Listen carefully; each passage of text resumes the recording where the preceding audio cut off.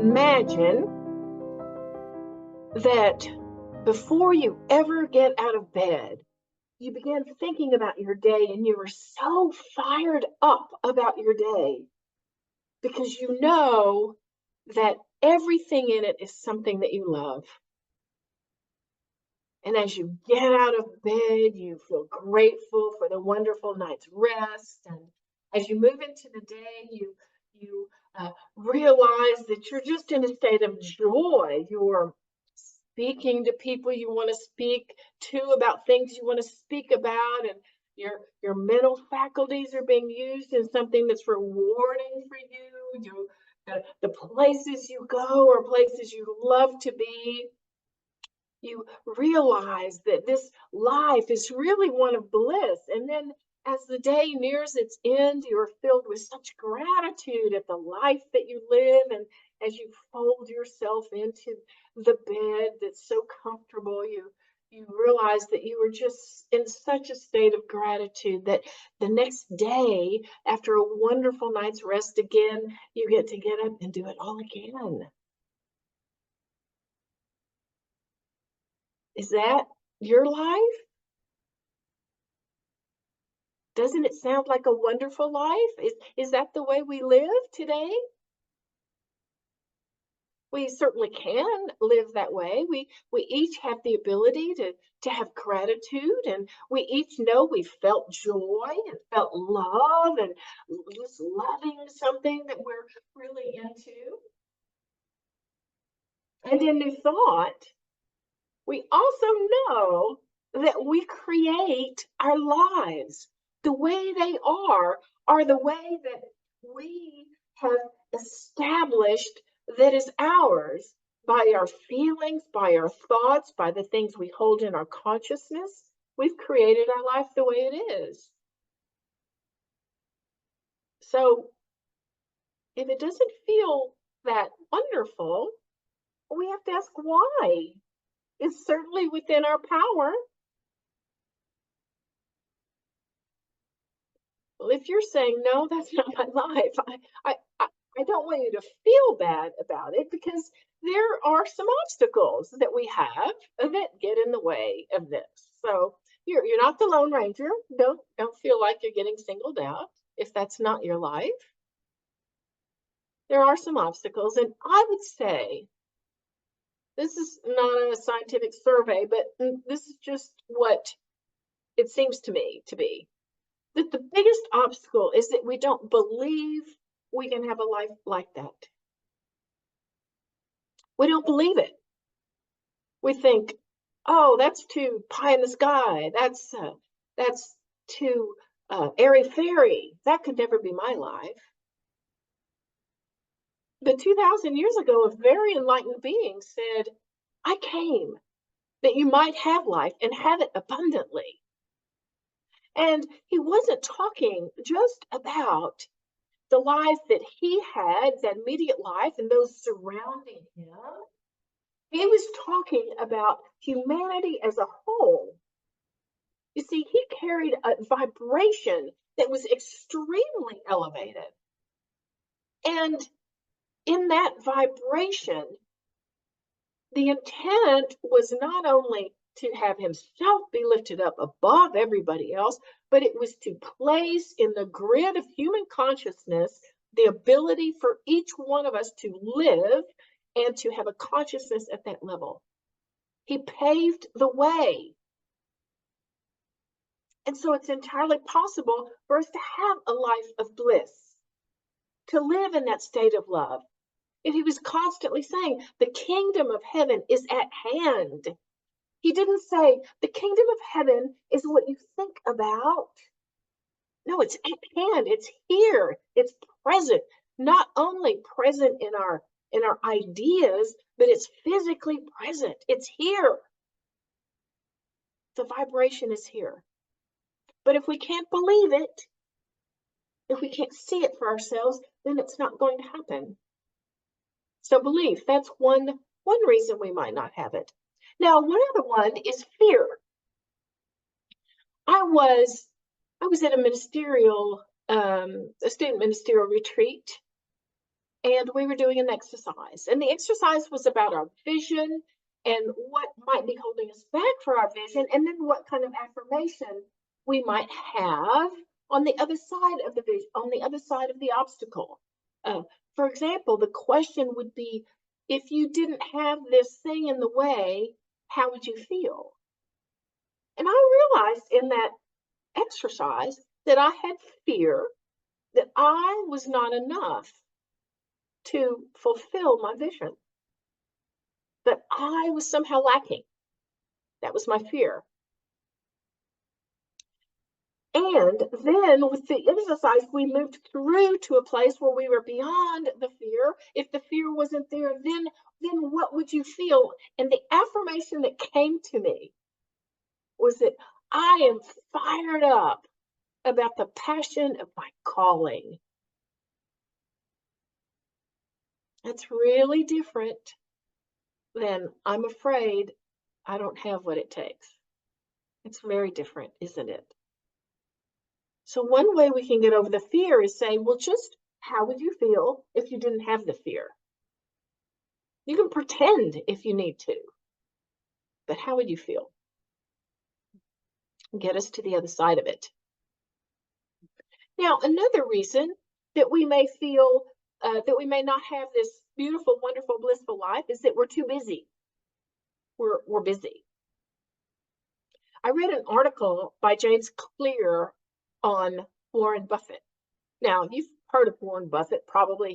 He's a very wealthy man and he's extremely successful. So you would imagine he knows how to manage his time. He was talking to one of his employees, as he regularly did, about increasing their level of success. He was talking to Mike Flint, who was his personal airline pilot for about 10 years. And they were talking about Mike's career goals. Now, we're going to be talking in terms of career goals here, but you can also apply this very thing to other goals within your life, right? For instance, if you have a goal that, oh, I want that blissful life that Jean was talking about. Well, if you want to have that as a goal, then this could easily apply, or any other goals. So Buffett asked Flint to write down his 25 top goals. So Flint did. He went away and he went through a process and figured out 25, and he came back to Buffett. And Buffett said, okay, now I want you to circle the top 5. Well, Mike Flint took a little bit of time to do this, and he said, oh, okay, I see. So I'm going to prioritize these 5. I'm really going to focus on them. And Buffett said, yeah, and what about the other 20 that are not circled? And Mike said, well, they're important, but they're not as important as the top 5. So I'll focus on the top 5, but then as time permits, I'll work on these other 20. And Warren Buffett said, you've got it all wrong, Mike, all wrong. Those 20 that you did not circle are your avoid at all costs list. You don't do a single thing on those things until you complete your top 5. I gotta say, when I read that article, I thought, wow, that's a pretty stringent requirement, isn't it? Pretty stringent. It's about eliminating ruthlessly, forcing yourself to focus, completing the task, or not even doing anything about it. The article said the most dangerous distractions are the ones that you love, but that don't love you back. And in relation to the top 5, those other 20 are just distractions. So, if we think we're too busy to have a life that we love, then perhaps we can think about this story and ask ourselves, is the life I love one of my top 5? If it is, why am I spending time on these other things? Why am I putting effort towards completing these other things when I haven't reached that yet? So being too busy, that's a reason. Now, a fourth reason that I thought about why we may not have a life we want, that we love, that is blissful, is that old and familiar line, oh, that about when we go to start doing our practices or tending to it is, oh, I just don't feel like it. I'm too tired. I'll do it tomorrow. That feeling of, oh, I just don't feel like it. Reverend Michael Beckwith used to say, I don't feel like it is a mental illness. And of course, he's talking about that in the way that I just used it, not the way in which we check within and see how our spiritual essence really is guiding us. This is about that flippant line.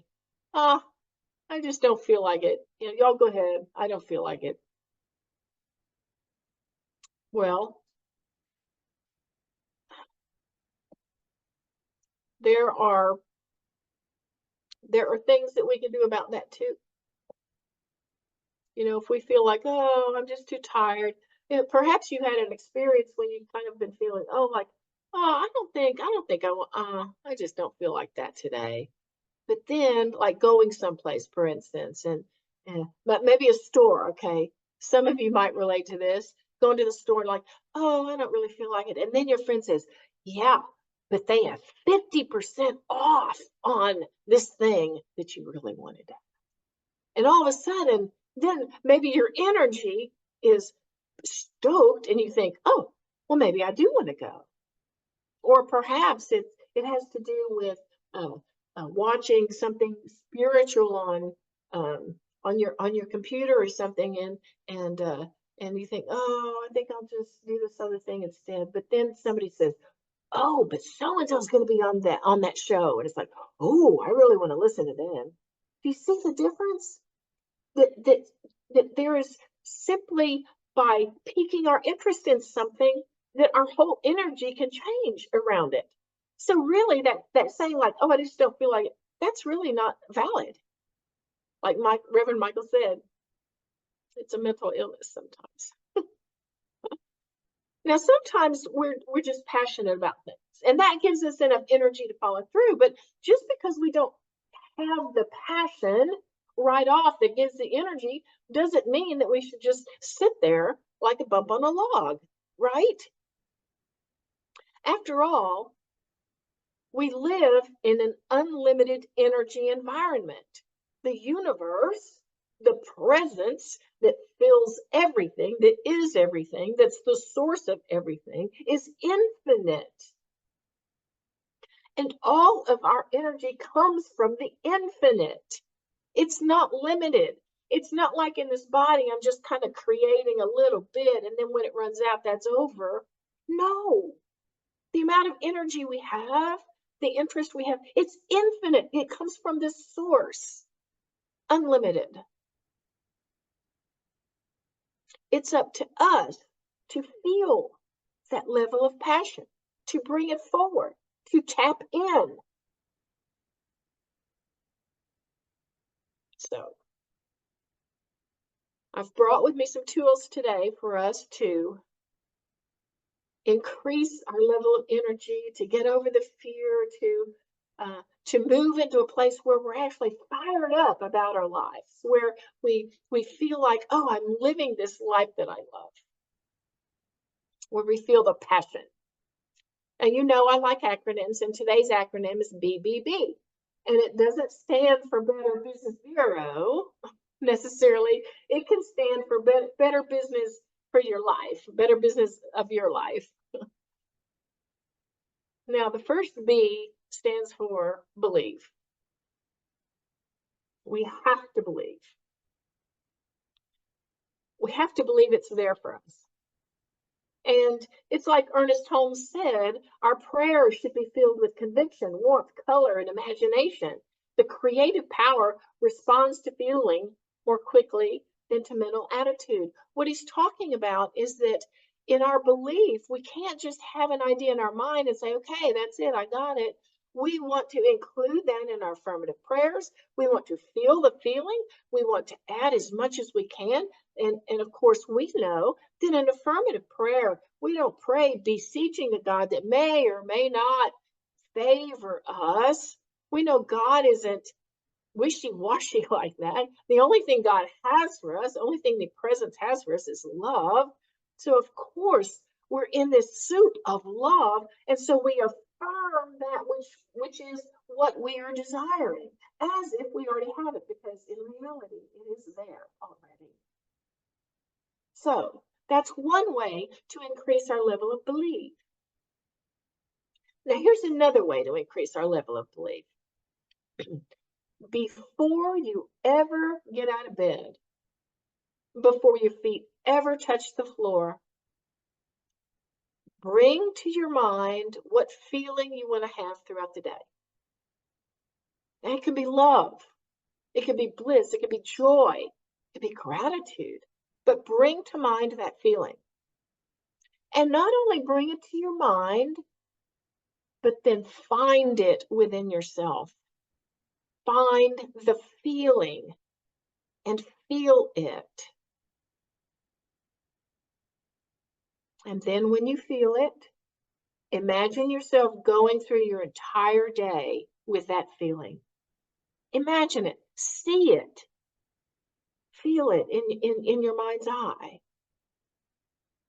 Then take a deep breath up and down the body to breathe it through, breathe it into the tissues, and then you can stretch and get out of bed. Before your feet ever touch the floor, bring the feeling to mind, find it within, feel it, breathe it, imagine it, and then you're up and on your way. So that's one way to increase your level of belief that you can have it. So that's the first B. The second B stands for breath of fire. Now, this is a specific practice too. So we're getting a lot of practical things today. Now, the first time that I ever heard of breath of fire, I was at a leadership retreat in Wyoming, and we were walking through the woods. It was kind of cold. We had our coats on, and the leader said, "Okay, we're going to do breath of fire, and it'll help keep you warm." But then later on, years later, when I got involved with yoga, I found out that breath of fire is actually a yoga practice. It's called Kapalabhati Pranayama, breath of fire. And so it enlivens the blood, gets the blood to flowing. It raises the level of heat, raises the subtle level of pranic energy in your body temple. And so if you're ever feeling a little down, you could do it. Now, I will say it's not recommended, not appropriate for women who are pregnant. So I'm going to show you a little bit about how to do it. We can do it together. So first of all, let's take, we're going to breathe in and out through the nose only. So let's take a deep breath in the belly. And just let it exhale gently. Now take another breath, maybe not so deep. And quickly exhale.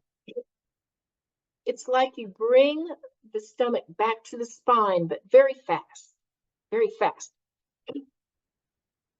And you'll notice when you do that you don't have to think about the inhale, because the inhale happens automatically. The inhale just rushes in to your lungs once you exhale. So let's do it together. Exhale, exhale, exhale, exhale, exhale.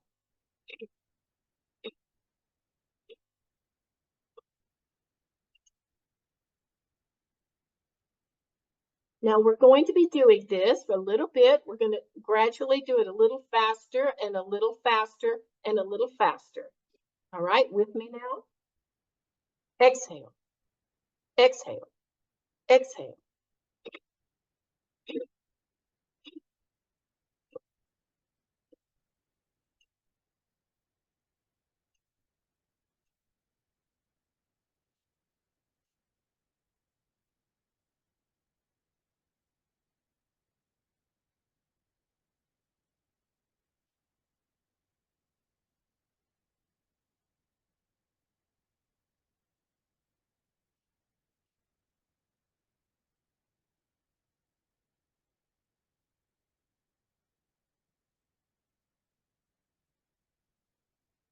Okay, now take a deep breath in the belly.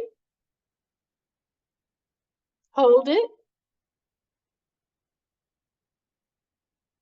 Exhale gently. Another deep breath in the belly.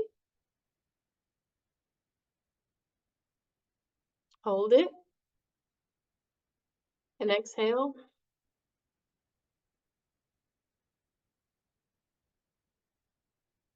Now, after doing this exercise, it wouldn't surprise me if you felt a little lightheaded, if you felt a little more heat in the body, if you felt a little more energized, more like you're ready to get into something and go forward and do it.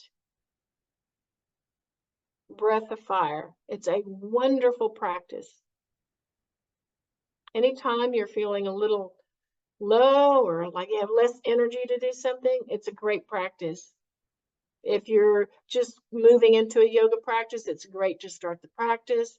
It's wonderful to be able to sense and feel the essence of energy that is what is underneath all of the physicality of our beingness. Breath of fire. That's the second B. Now, the third B is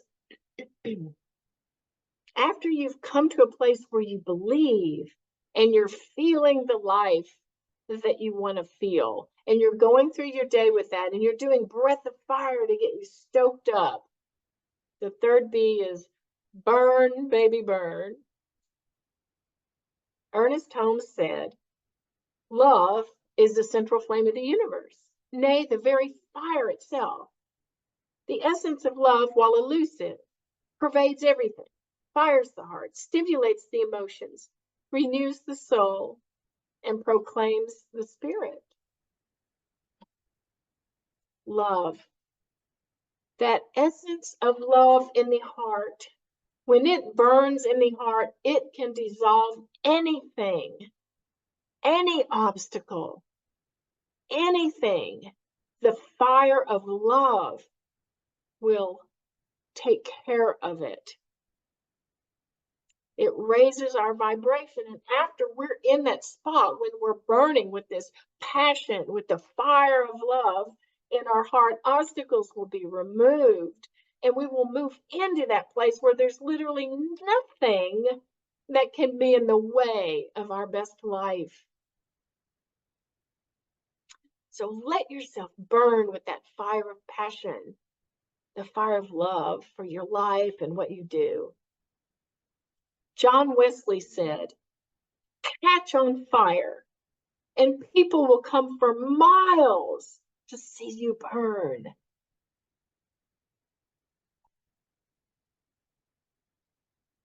When I think about it,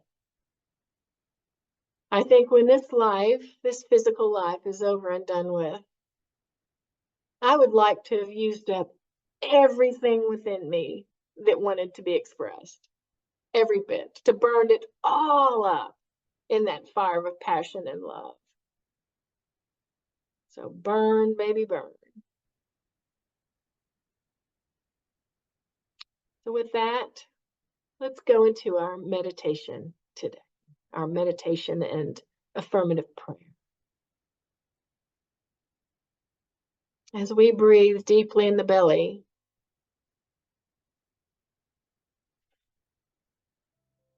we realize that there is this one essence and this one power, this one eternal goodness, this eternal givingness, this eternal loving kindness that is simply all that there is. There is none other. There is none else. There is only this presence. And we're made of it, and all things are made of it. Our life is made of it. Everything within us is made of it. We're made to express it. And so in this live expression, we realize it's for us to be lived fully, with excitement, with joy, with unbounded limitless love and vitality. And so we accept that for ourselves today. We allow it. It's simply waiting for us. We open that door and say, yes, I'll have it.